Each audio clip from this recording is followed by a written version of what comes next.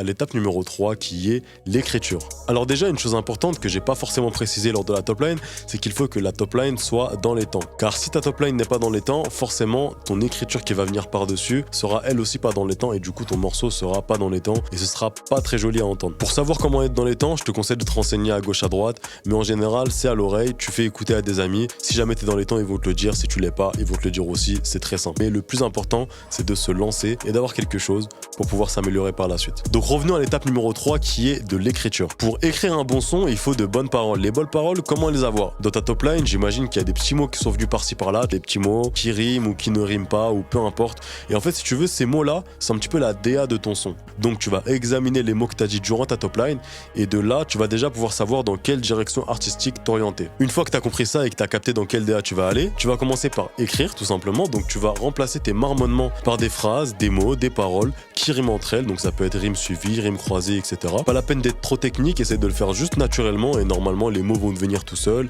Le fait que ça rime va te venir tout seul et tu verras, c'est pas si difficile que ça. Donc de fil en aiguille, tu écris ton texte. Donc toujours réécouter sa top line pour ne pas l'oublier et voir si tes paroles collent bien avec. Après, si jamais t'es lancé, tu peux ne plus écouter ta top line et partir dans complètement autre chose et écrire à ta guise. Mais voilà, la top line, on va dire que c'est ta base. Une fois que tu as écrit ton texte et que tu l'as terminé, tu vas le réviser plusieurs fois. Donc il va falloir que tu le chantes ou que tu le rappes sur l'instru sans forcément écouter ta top line toutes les 10-20 secondes. Donc une fois que tu as ton texte devant toi et que tu es capable de le lire et d'être dans les temps, d'avoir le bon flow et de pas oublier toutes tes variations, de là, tu as écrit ton premier son. Donc en suivant ces 3 étapes-là, tu as réussi à écrire un son de A à Z.